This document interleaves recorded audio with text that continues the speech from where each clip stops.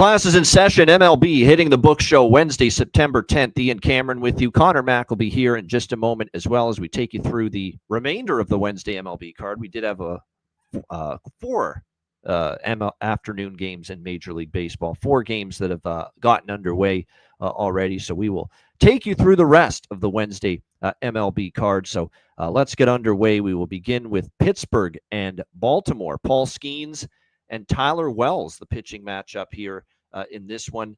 We've got Pittsburgh minus 160 road favorites. The total here 7 pretty much across the board in this game. This is obviously a situation where you're getting the Paul Skeens tax, as you often do when he's on the mound. You're obviously getting a worse price with the Pittsburgh Pirates, although he's obviously had a very solid season. Overall for this Pirates team, 1.98 ERA. Can't really complain about that. A shutout in his last start against the mighty Dodgers.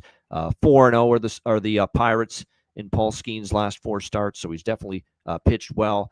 Tyler Wells coming off the long stint on the injured list for the Baltimore Orioles. Remember, this is a guy that pitched well at times for this Baltimore Orioles organization in the past. And when you look at his first start back from the IL, he pitched solid. 2 runs in 5 innings against San Diego, 6-2 Baltimore victory. I think there might be some value on the Orioles here. I know it's scary to bet against Paul Skeens and the way he's been pitching of late, but it's Pittsburgh on the road. They're not the same team as they are at PNC Park. They lose the opener in extra innings to Baltimore, the series opener to Baltimore 3-2 last night. I think definitely it's Baltimore or pass at this number. I haven't bet the game.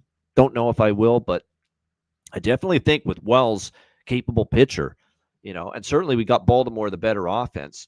I'm definitely interested in Baltimore a little bit at this price. Like I said, I don't think I'll bet it, but I've got to lean toward the Ravens, or it's not the Ravens, the Orioles here at this price in that plus 135, plus 140 range. All right, next up, we've got Washington and Miami. We've got Irvin and Perez, the pitching matchup.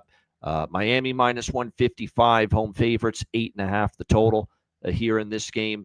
I'm not a big fan, obviously, of Jake Irvin. He's had a rough year, 5.73 ERA overall. You look at the recent starts, he has given up 6, 6, 3, 4, 7. I mean, really ugly from Jake Irvin. 10.8 is Jake Irvin's ERA in the last 5 starts. So that's really not the kind of number that you want to see. So it has been a really tough go for him of late. Meanwhile, Yuri Perez has kind of gone back downhill after a nice little stretch where he was pitching well.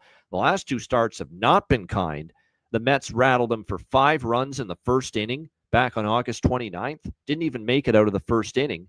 And then he faced this very same Washington Nationals team a week ago and gave up 7 runs on 8 hits in just 4 innings.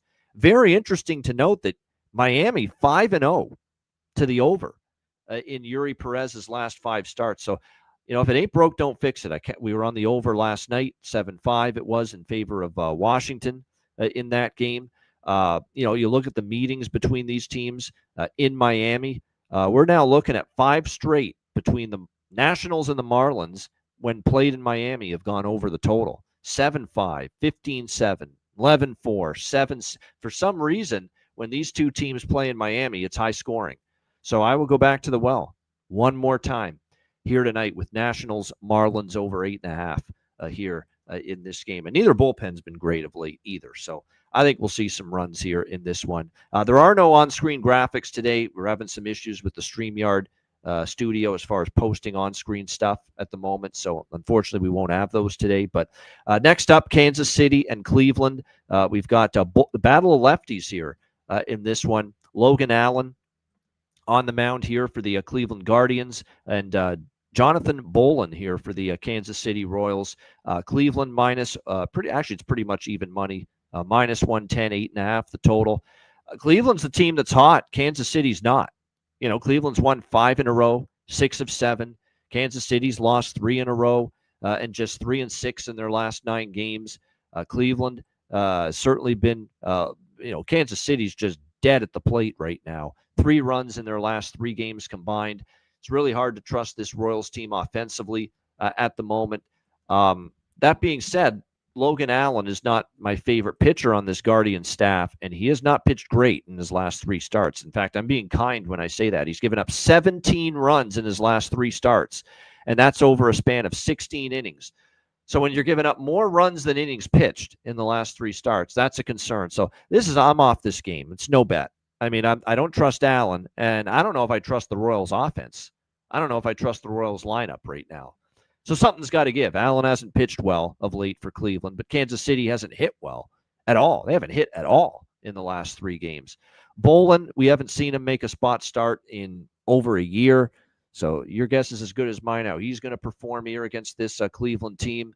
He does have a 3.57 ERA overall on the season for this Royals team. He's appeared in 26 games, and like I said, 3.57 ERA for him. So no bet for me here when it comes to the Royals and the Guardians. This game is a pass for yours truly. All right, next up we got New York Mets, Philadelphia Phillies, Clay Holmes and Christopher Sanchez, the pitching matchup here. Philadelphia minus 160 home favorites, 7.5 being the total in this game. Philadelphia has certainly gotten the better of the Mets here in the first couple of games of this series, winning on Monday night in that 1-0 shutout. Aaron Nola was good, and so was Nolan McLean, but unfortunately no run support. And then last night, the Phillies got to Manaea pretty early in that game. Very solid outing from Ranger Suarez, and the Phillies were able to get the 9-3 victory last night. Clay Holmes, he's actually been a little bit better in some of the recent starts. He had a rough early part of August. He's given up 3 runs or less 3 of his last 4 starts.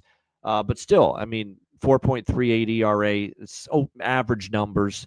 And the Mets are 0-2 in his last 2 starts. He lost to the Marlins, they lost to the Marlins with Clay Holmes on the mound, and then they lost to the Detroit Tigers in his most recent start they lost to the Tigers with Holmes on the mound. Christopher Sanchez has been pretty damn good this year. Now, what's interesting, and it's the one caveat to this, is he's been great, but the last time, and really one of the few times he's had a bad start, was against this very Mets team. August 25th at Citi Field. He gave up 6 runs on 8 hits and 5.1 innings. Did not pitch well in that game. So maybe a little concern, especially when you're talking about laying minus 160, minus 170 with Christopher Sanchez, that the one bad start he's had in the last month came against this New York Mets team. That being said, it was in Citi Field, and Christopher Sanchez at Citizens Bank Park, where this game is tonight in Philly, he's got a 2.28 home ERA. He's been absolutely lights out here in Philadelphia. So bottom line is I would still lean Phillies, but after taking them the last 2 nights at better price, or last night at a really good price, I thought, I just don't want to take them at this price, minus 170. Either I'm not jumping it back in the Mets right now, though, either. I mean, they've clearly lost the division to the Phillies, and it kind of looks like, the Phillies have their number at the moment, and certainly give Sanchez an edge pitching at home in this game. There he is, the one and only, the right-hand man, Connor Mack in the house. C-Mac, what do you think here for this one, Phillies and Mets? Yeah, I think I'm charged up enough. Oh, the power was out for like 3 hours. Jesus. Outage. He made it, man. He made it. I had my power flicker earlier, but it was just a flicker. It came right back. I've had an outage in a while, but we're good. We're good to go. We're powered enough here. Yeah, when I looked at this game, I thought under. Here, one thing with Holmes, he's been pretty consistent of late. Especially after yesterday, we got him. It was the game that the over. I don't know. I caught it at the end. Remember we talked about it, and we saw it. Philly's got a bunch of runs. So yeah, Sanchez has been really, really good at home. Some of these guys have some decent numbers off him. The Mets bats, it seemed like, I don't know, have cooled a little bit of late. They're kind of scoring a bunch of runs. So to me, this is just under a pass. All right, good stuff. All right, next up, we've got, as we continue along here, it is Detroit Tigers and New York Yankees. Jack Flaherty, Carlos Rodon, the pitching matchup here. Yankees minus 170, home favorites, 8 the total. That's got to be one of the worst innings that any team's played this year. What happened to the Yankees in the top of the 7th last night? Oh my gosh, just absolutely brutal. What do they score? Like 10 runs in 1 inning.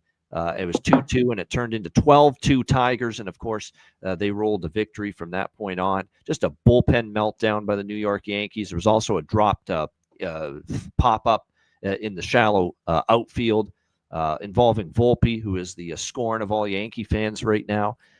So, like I said, it's just a terrible inning resulting in that loss against Detroit last night. We'll see if they can bounce back. Carlos Rodon's been terrific. Certainly they got the right guy on the mound because Rodon's got a 2.05 ERA last 5 starts. Yankees 5-0 in his last 5 starts. He's given up 2 runs or less in each outing. He's the guy you want on the mound when you're trying to bounce back after a dismal showing last night. And Jack Flaherty, we've talked about him. He hasn't been as great lately. He's always had issues on the road throughout his career, and he enters this game with a 5.64 road ERA, 7.8 ERA his last 3 starts. I mean, for me, again, this is kind of a lean to the Yankees, but after what I saw last night, and then I look at this price, minus 170, I'm like, yeah, there's better bets to make than laying minus 170 with the Yankees, which I would never do. What do you think here, C-Mac, Tigers, Yankees? Bingo. I just can't do it. Maybe they win by the run. Like, we've gone over it a ton this year. Like, the bats just got to come to play. They're swing and miss too, homers, or some big hits. The Yankees just aren't very good, I don't think. Base running's not great. The fielding, we've gone over it. But you got your guy here on the mound with Rodon. Flaherty's been pretty rough. He's been a little bit better on the road, but for the most part this year, he struggled. So, but there's no way I could take him. No freaking way. Not this guy. No, I don't blame you. All right, next up, we've got the, let's see what's next. Oh, there we go. Houston Astros, Toronto Blue Jays. Jason Alexander, not that Jason Alexander, not George Costanza, taking on Jose Barrios for the Blue Jays. Toronto minus 150, home favorites, 8.5 the total. It looked like that was a win in the bag for Houston until it wasn't. And Brian Abreu blows it in the 9th inning, blown save. Jays tie it. That guy's got problems lately, by the way, Abreu. He almost blew one against the Yankees, I remember, last week as well. 8-4 lead, he came in. He gave up. Yeah, they're missing the closer. Yeah. So, that guy is not trustworthy right now, Brian Abreu, and he blew it last night for the Astros. Jays come back, win in extra innings. That's what they do. They're a gutsy as fuck team. I mean, they just never quit on a baseball game, even with how bleak it may look for most of it. And it was bleak for most of that game last night for the Jays. But they never flinch. They never quit. They never give in. And they find a way to come back and win. That's why they're among the league leaders as comeback wins this year are concerned. I can't lay minus 150, though, with them tonight. Not in this spot, not with Barrios on the mound, who's been a little bit hit or miss. The funny thing about Jason Alexander is that when he first joined this rotation, I was thinking, this is a big-time fade for me. I don't trust him. I don't think he's that good. But, he's been serviceable. He's given up 3 runs or less now in 5 straight starts. He's given them a chance to win. And the Astros are 5-0 in the last 5 starts made by Jason Alexander. So, yeah, I think there's maybe some value on the Astros here tonight in this game. Not betting it, but like I said, Barrios at this price, I'm not interested. I think it could go over the total. I think we might see runs here. Both bullpens, by the way, a little bit depleted after the game last night. So not sure either bullpen's going to be in the greatest of shape late in the game. So I think maybe an over could be in play here. C-Mac, what do you think? Astros, Jays. Yeah, Barrios. I mean, I think he's going to pitch better, but I wouldn't want my money on him in this price, right? Yeah. I mean, they gave him extra time that last start against the Reds. There were a couple errors, but only 2 earned. But another game where he gave up 6. So, yeah, I couldn't do it here. So I'm off. I'll be that quick.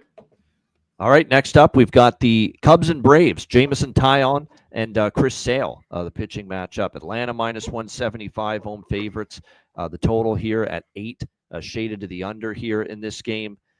I mean, we kind of hinted at this yesterday, and of course, we saw last night the Cubs were able to get a nice 6-1 win against the Atlanta Braves last night, so credit to them.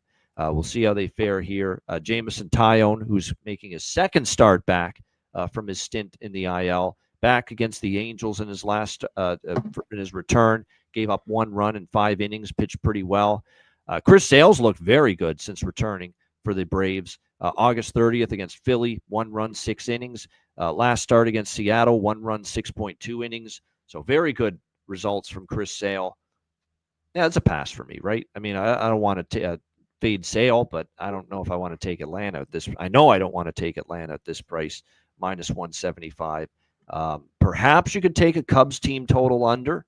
I mean, if I were to get involved in some form with Atlanta, that's the approach I would take, is the team total under for the Cubs, because I could see Sale pitching well here tonight. C-Mac, what do you think here? Cubs, Braves. Yeah, I looked at that a little bit. Tyon's been pretty good of late, so I just don't want to back him now. I don't trust the Cubs. I see the plus price. Why people want to maybe take them, but Sale's just been dominant here.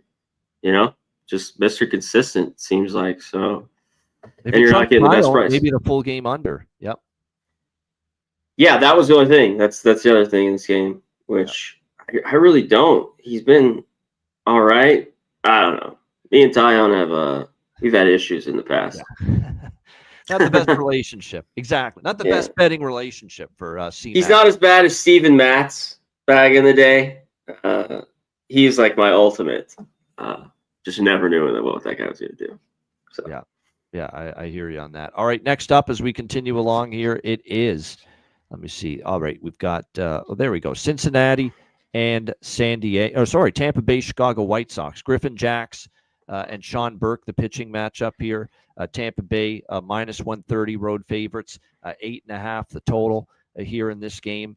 Again, this is going to be one of these deals with Griffin Jacks. He's just going to open pretty much here in this game for the Tampa Bay Rays. So it's, like I said, it's going to be mostly a bullpen game, which Kevin Cash invented. He invented the bullpen game years ago, so he's familiar with these, but it's going to be reliever by committee here tonight for the Tampa Bay Rays. You're going to see Joe Rock get the primary assignment here. 3.6 ERA for him. Like I said, Sean Burke, 4.28 ERA coming into this start. The best result possible for me with the best bet, White Sox team total over 3.5. You got to love those games where you cash a team total and they lose the game. Those are awesome. They lose the game, but we hit the team total over 3.5 with the White Sox. I think I'm going to bet it again tonight. I think White Sox can get to 4 runs. Keep in mind, they've been hitting the ball better lately. I think they let Hauser off the hook a few times last night. They could have definitely. They did for sure. 4 runs that they did. You're going to see a lot of relievers for Tampa. I think the White Sox have scored 4, 6, 7, 11, 4, 12, 6 in 7 of their last 8 games. The only game they didn't score 4 runs was Skubal and the Tigers when they faced Skubal and he shut him out. Other than that, they've scored 4 runs in every recent game. So I'm going to take it again tonight. White Sox, team total, over 3.5, minus 110. C-Mac, what do you think? I think it's good.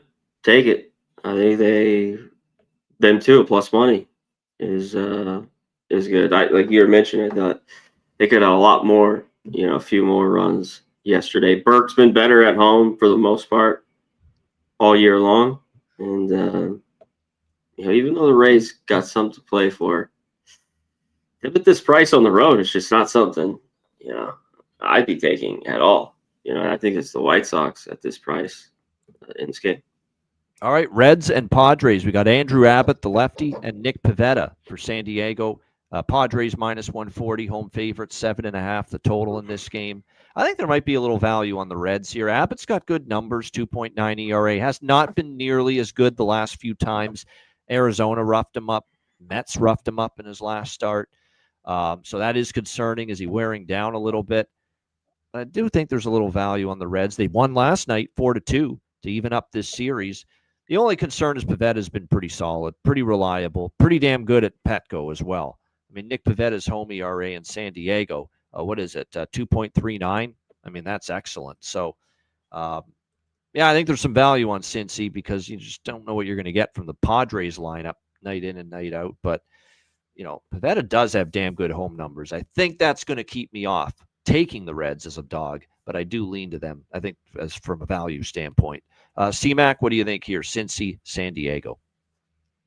Yeah, I think there's value with him too. Just after a bad start, he's been pretty good, I think. And then the flip side, I think Pivetta will pitch well. Reds haven't hit him at all. No. The numbers in the few starts he's seen him, So back to it here. Talk about leaning the Reds under. This is just under for me. Yep. One of these, if they get really ripped, I think this game stays under. And of course, Padres better bullpen kind of close this down too, as long as there's not a crazy big inning, I think. Yeah, Adrian Morion and, of course, Mason Miller now. That's a pretty good back end of that Padres bullpen right now to be able to put zeros up late in the game. All right, 2 games left. We've got St. Louis and Seattle. Max McGreevy and Logan Gilbert, the pitching matchup. Seattle minus 220 home favorites. The total here, or Michael McGreevy, I should say. Seattle minus 220, 7.5 the total in this game. McGreevy, not pretty in his last start. San Francisco got to him, 2 homers, 6 runs, 9 hits, 4 innings. So not good for McGreevy the last time we saw him pitch. Gilbert has been pretty steady. He had 1 bad start in Philadelphia. Other than that, he's pitched well. Other starts, he was great last time here in Seattle against the Athletics. 1 run in 6 innings, and he had 13 strikeouts in that game as well, Logan Gilbert. So, last night I said it. I'm going to split it with Seattle -1 run line and team total over 4.5. Both of them cashed in the game last night. Seattle ended up winning 5-3. I think I'm going to do that again tonight. Seattle run line, Seattle team total over 4.5. Split them. I think there's a chance you go 1-1. Certainly a good chance you go 2-0. And they have been winning games by multiple runs of late when they've won. So, like I said, run line and team total over 4.5. Some kind of combination of that with the Mariners is what I'm interested in here in this one. What do you think here, Connor? St. Louis, Seattle. Yeah, I think this could be an ad for me. We talked about it. Both sides. Cardinals, got 3, nothing else. It's 2.5, but I think Gilbert, he's been that good at home. You know what I mean? And the 2.5, under 2.5 for the Cardinals team total. Yep. I think it's like plus 125. I think I'm going to have to take that here again tonight. I usually, want the 3.5, but with a guy who's just been this good at home, I like that a lot. And then McGreevy, he got hit his last start. He had started to pitch better. This guy's stuff, right? He's got pretty good stuff, but I've seen him get lit early. I faded him. Yeah. So he's another. On the road, I just don't think this is a good spot for him at all either. So a little bit similar to yesterday we talked about in the game. All right, good stuff. All right, there you go. Last game, Colorado Rockies, LA Dodgers. We've got Kyle Freeland, Blake Snell, battle of lefties here. Dodgers minus 340, home favorites, 8.5 the total in this game. This is probably another stay off for me. I didn't bet the Rockies Dodgers last night. Dodgers won the game 7-2. Maybe I should have taken the team total over because I did say Marquez had been roughed up by the Dodgers in the past. But I'm still not excited about backing them in any way, shape, or form at this price. Freeland's actually pitched some nice starts here in a couple of them of late. The last time against San Diego, it was a gem. 8 innings, shutting out the Padres, only giving up 2 hits. Now, it's funny, against the Dodgers at Coors Field, he pitched okay. He struggled a bit more, though, against them at Dodger Stadium in the past, Kyle Freeland. What do we get from Blake Snell? Blake Snell had been pitching very well. It was not one of his better outings last time, though. Pittsburgh got to him a bit. 5 runs, 9 hits, 5 innings. If the Rockies just weren't so pathetic, I'd be maybe contemplating taking a small shot with them, but I don't think I'm likely going to leave this game alone. What do you think here, C-Mac? Rockies, Dodgers. Yeah, he has been pitching better his last 6 starts or so. He's got to be a fade, though, here. He's got to. That start gives up nothing. I think he had 10 Ks in that start. No walks for him. 0 walks. Only 88 pitches. Especially if he's not getting around run support. Rockies have only scored That's 4 another runs thing. in the last 3 games combined. I think Snell could shut them down here tonight. So that's another reason. And to get it, I'll hit it here. Of course, Will Smith, good numbers. There's others. But I think there's one guy you got to take. Shout out to our guy, Josh. Birthday. Freddie Freeman went yard, bottom of the 8th. Clutch. But this guy went yard, too. He's ribbies in 7 of 10. And he's streaky as all hell. And he's had a down year. Mookie Betts. The bombs plus 420. His ribbies right around plus 150. He's had 2, I think, in 4 straight. Mookie Betts, he's got to get going. He has been. And pretty good numbers off Freeland. I think he's like 8 for 31 with a couple homers. Have to double check that. But there's your Jack of the day. A few others I looked at, maybe Altuve. He gets most. Ohtani owns, he's 6 for 8 with 2 homers off Freeland. But there's your one other, I'll give it out here. The game you hit earlier. Give me Bobby Witt. Royals, this offense does stink, but he loves lefties. 7 for 12. I think there's great value here. His homers plus 490, and the Ribby plus 170. Bobby Witt Jr. Today. That's it for my Jack of the day. Take it away. That's huge for the Royals that he's back because they've been pathetic at the plate the last few games without him. They need him desperately. They need him big time. No doubt. Yes. 100%. There are a few. The Tigers, Yankees. Torkelson at plus 420. He's hit one against Rodon in the past. Jazz Chisholm's got one against Flaherty. So, that could be a couple home run looks there in that game. Gleyber Torres, the former Yankee, now with the Tigers, he's hit a home run against Carlos Rodon in the past. So there's a few good candidates there in that Tigers-Yankees game. Pete Alonso's got one against Sanchez. Schwarber's hit one against Clay Holmes. There's a couple. C.J. Abrams has one against Yuri Perez, for the Washington Nationals there. Abrams might be worth a look. Varsho has gone yard against Jason Alexander for the Blue Jays. Yordan Alvarez has 2 against Jose Barrios in the past. So those are a couple there in that game that kind of stand out. And I'd keep my eye, too, on Austin Hayes for Cincinnati. This guy's been hitting pretty nicely lately for them. And, you're getting over plus 500 with him to hit a home run. I know it's Pivetta. He's pitched well all season, especially in Petco Park, but Austin Hayes has been swinging a good bat lately for the Cincinnati Reds. So there's a couple of home run props there for you. Shout out to everyone in the chat. Before we get to best bets, Oldie, Thomas Maggio, Canes Nation, Newfie Codfather, Jay Main, Gualo, Timothy Hake, Chan Kim. What's up, Ian? Not a baseball question. Who do you have this week for NFL Survivor? Oh, shit. Good question. Who would I use this week? Oh, boy. This might be the week to take Cincinnati, quite honestly. Even though I'm not a big Cincinnati fan. I do think I'm not ready to buy into Jacksonville just yet off the win against Carolina. No way. He wasn't happy about the offensive performance in the second half against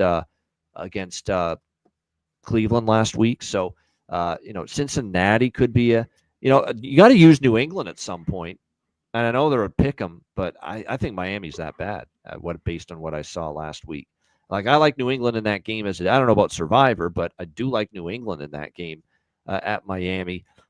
They may be a consideration there in that one. I'm trying to think what else might be a good Survivor. There's not a ton of great candidates this week for Survivor. Maybe if you haven't used the Rams yet, you could use them. If you didn't use the Rams last week, and I don't think many would because they're playing Houston, a pretty good team. I don't see how the Rams lose to Tennessee. We'll see about covering. But I don't see how they lose. Tennessee was that bad. That coaching staff is just an embarrassment. How on earth are you throwing the ball 3 times, backed up, less than 2 minutes left in the first half, when you can't throw the ball to begin with worth a shit, and you can't block up front, and you give Denver a short field late in the half, and they paid the price for it. They scored a touchdown. Conversely, Tennessee has the ball off a Denver turnover at the 30-yard line? And they go backwards. 3 pass plays, sack, knocked out of field goal range. I'm done with that coaching staff. He's terrible, Brian Callahan. I think that's a horrible coaching staff Tennessee's got. Terrible.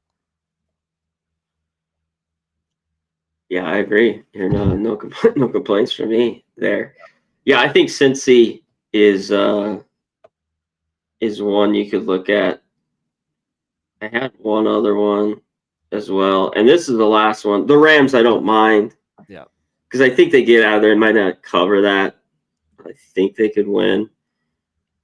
Just see with the Titans. I thought it would be tough for I thought they played better, at least early, a little bit. They still the problems though, like you mentioned, that second half were crazy. But I think this one is just you want to take them now because with Survivor, it's always laying it out for the full year for me.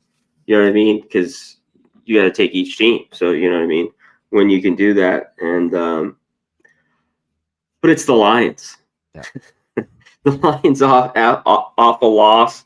I forget the number. I think they won 10 straight. And that's not ATS. Just I think they won. I mean, they might be really well. Yeah, straight up. But I think they do that here. You know, maybe if they don't cover, I think they bounce back. Yeah. And we saw the Bears fall apart there late. Same old Bears, under 8.5 wins. I was pretty giddy for that, for the under 8.5 wins, because I thought this team, even if they take strides, I don't think they can win 9 games this year. So if you want one there, it depends if you want the Lions now a little bit. There, that's it.